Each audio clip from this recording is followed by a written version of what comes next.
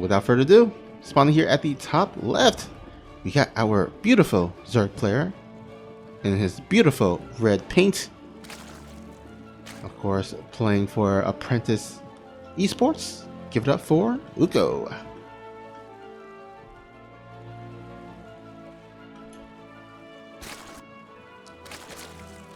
And this guy here is spawning at the bottom right. We got our blue Zerg playing for the team of Storm Gaming.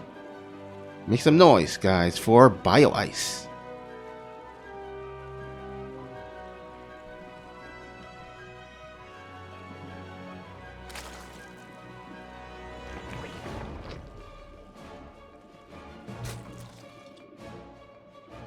Okay, so Ukko just completing his ZVP match against Creature. This time around, gonna be playing against a Zerg, so gonna be a completely different playstyle in terms of build order, but yeah, there's not a lot that usually goes on in the early game in the ZVZ unless one of the Zerg goes for an early pull. But if the Zerg player does not go for an early pull, you know, we kind of have to wait for that, you know, the spawning pool to finish, as well as the queen. And then maybe we'll see, like, you know, either a third hatchery. Most likely is a third hatchery. I mean, that usually is the most common way to go in the ZVZ. Is just go for the third hatchery, you know, get the bailing nest, and make sure you don't die to a lot of lings. But there's, of course, different ways to play it. You know, one player might just go for a 2-base roach opening. Another one might just open up with evolution chamber, go for the early upgrade, and just stick with lings, no banelings.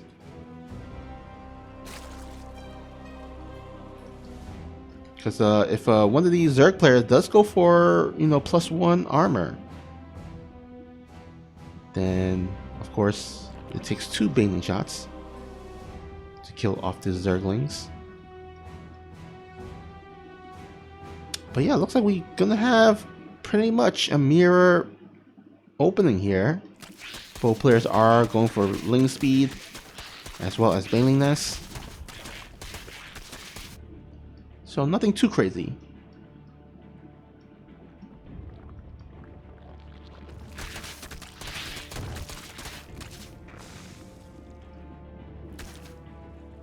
Bioice does get the confirmation on the bailing nest. And did Ukko get confirmation on the bailing nest? Yes, he did. So yeah, both players knows what's up.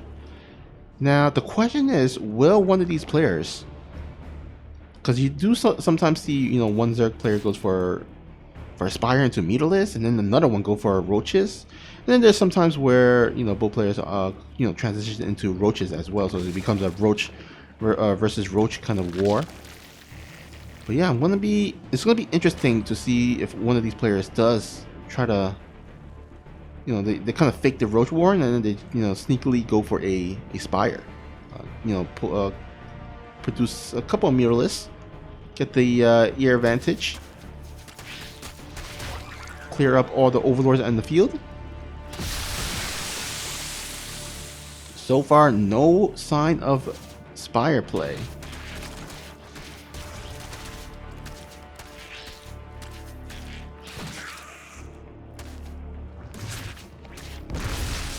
Oh, what a beautiful block.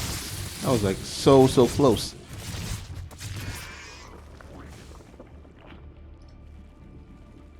But yeah, I think Ukko can expect, or not Ukko, Bioice can expect that Ukko is going for some spire play, because no Roach Warren at the front. And not a lot of units here as well, so yeah, Ukko, he's going to throw down a Spine Crawl to help defend against any Roach push. Now, luckily for him, the Roach Warren is actually kind of late. Oh, wow. In fact, Bioice, he's going for Spire play. Okay, never mind.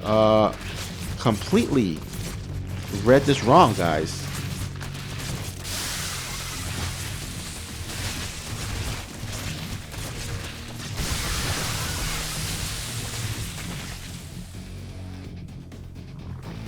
So yeah, usually when the Zerg player that is going for meterless play is trying to, you know, be safe against any roach push, they would throw down a bunch of spine crawlers. You don't usually see the player with going for roaches, opening up with roaches, going for spine crawlers.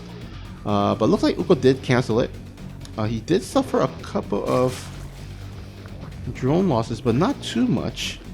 The banelings were able to kind of come out in time, as well as the lings. But Bioice, he is not letting up on the aggression. He is making a lot of lings, keeping up the pressure while he kind of techs his way into the Spire play. And only now is Ukko going to be able to scout this Spire here.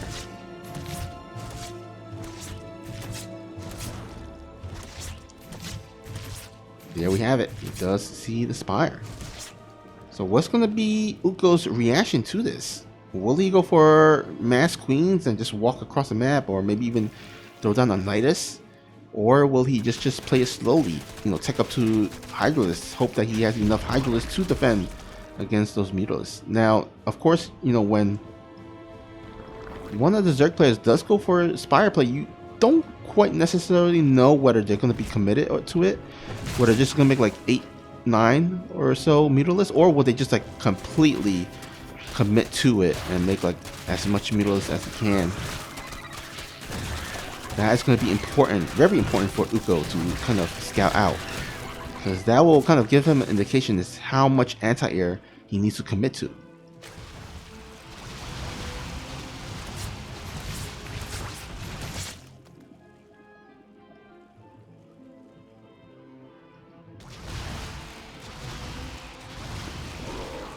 Alright, looks like 9 Mutalisks will be where Bioice stops at. So this is not a fully committed airplay.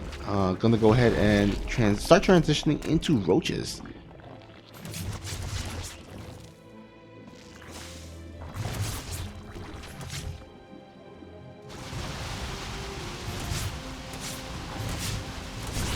And man, this is such a tough position here for Ukko. He has to commit to so many spore crawlers and so many queens. This is not the best position, especially since Bioice, he's so way ahead in the army supply. Like 102 to 54. I mean, he's basically almost double the amount of our army supply here.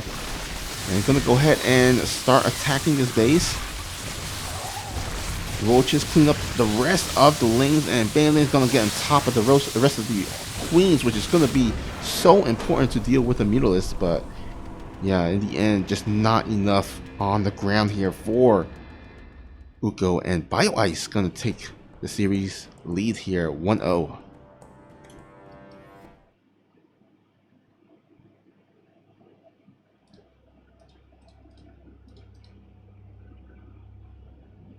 Alright, so a little bit of an interesting game, that one, I gotta say, because, you know, normally, I don't know, maybe it was just the pressure of Bioice in the early game with that many lings that, you know, it kind of forced Ukko to just kind of overestimate the push. I mean, he was throwing down a lot of spine crawlers, and you know, his Roach Warren was a little bit later as well. So it's like he was going for a roach. It seems like maybe he was just like undecisive or something. I'm not sure.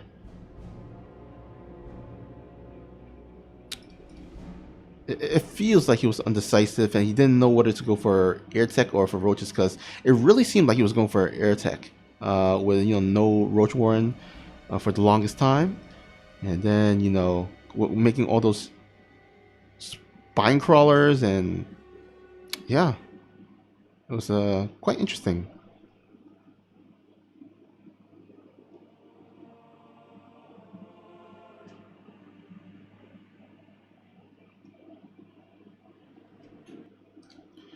Alright, looks like our second map has loaded on up. It's going to take place on Inside and Out. And let me me just go quickly update the scoreboard. It's going to be 1-0 for Bioice. All right. Let's get right into it, as here at the bottom left, he's our blue Zerg player with a 1-0 lead, looking to close out the series. Can he do it? It is Bioice.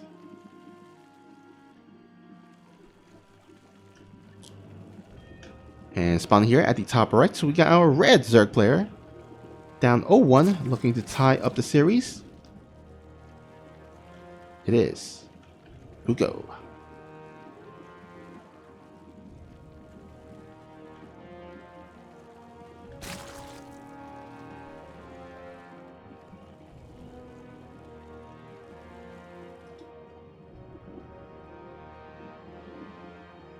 Alright, so guys, of course this is the North America Regionals.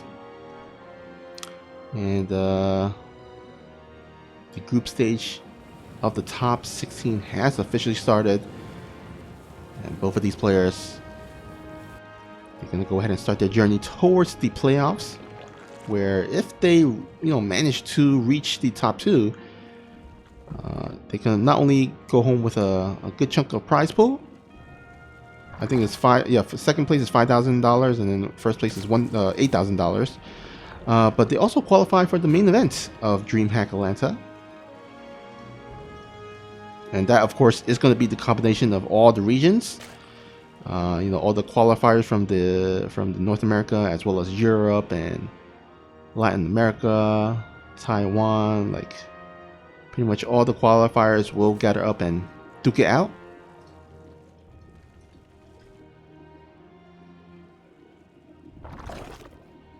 Of course, they do have to make it to the playoffs to have any hopes.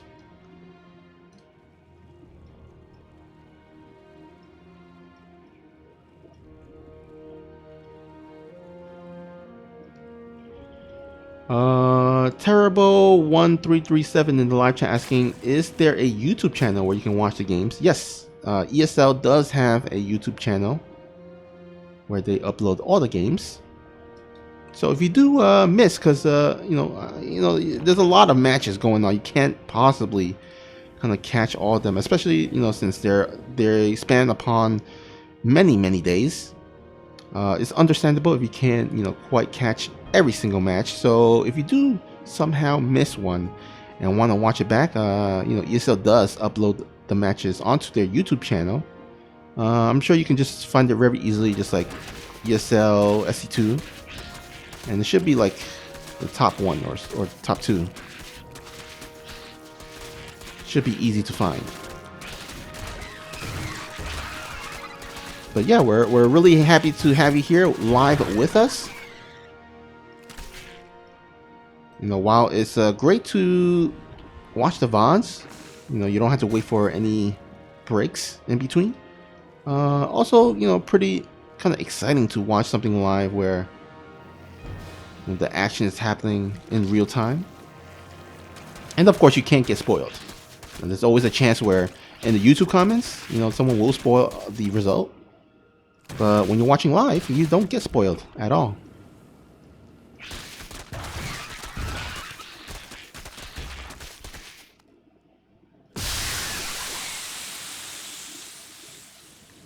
Alright, a lot of Lings and Banelings out on the field, and I'm getting a little worried here for Ukko. Does he have any Banelings? Nope. He really needs to morph in some Banelings. He doesn't have the Baneling nest quite up yet, and only now does he have it up, but the Lings already has made its way into the main base here. Oh boy, this is getting a little bit scary for our red Zerg player. Banelings morphing in, and it looks like Ukko. Oh my goodness, he can't even evacuate his drones here as those Banelings are morphing in. And oh boy. Oh boy. I think this might be it.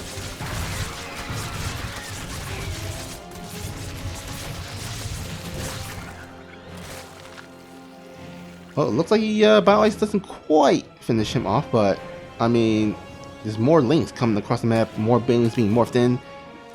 And yeah, Bioice is not letting up on the pressure here.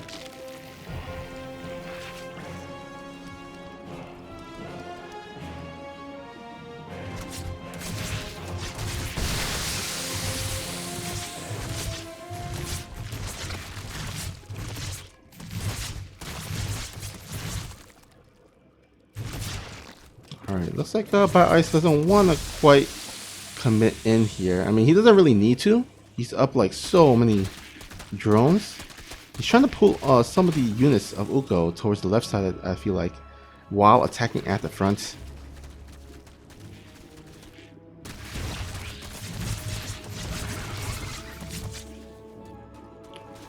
Oh, looks like we have a little bit of lag here. Hopefully it's not too bad.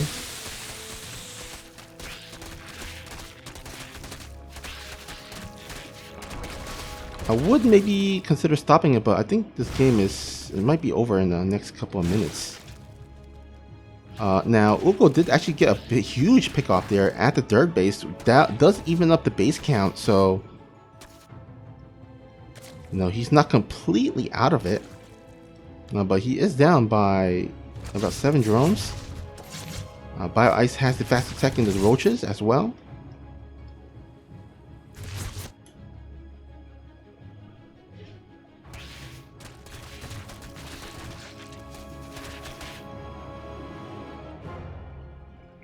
And yeah, the game continues. It looks like Bioice might be kind of setting up his checkmate move with the roaches and the +1 range attack. And let's take a look at the units lost tab. Yeah, that is a lot of drones. A lot of drones. And this is a mirror matchup, so both players have the same macro mechanics, which means that you really don't have an advantage, a huge advantage in terms of having a comeback in terms of the worker count.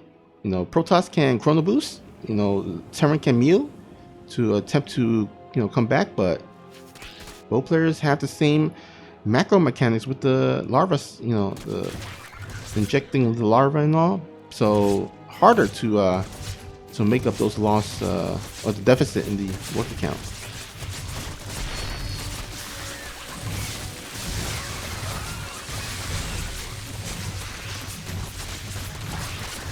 And yeah, roaches finally arrive, kind of arriving a little bit in the line here, so not the most effective.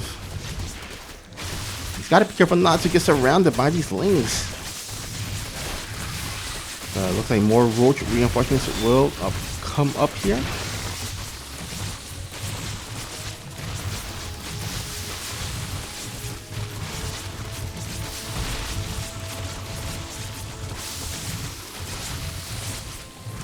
Oh man, Bioice. I feel like he's kind of throwing a little bit away here. I mean, I still like his position, but he's kind of attacking like little by little, like a small chunk of roaches here and there.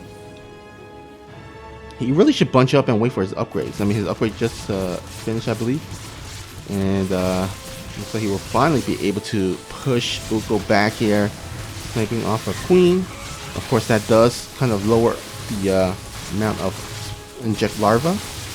And I think, yeah, this is it. Bioice is going to be able to take it and take the series 2-0.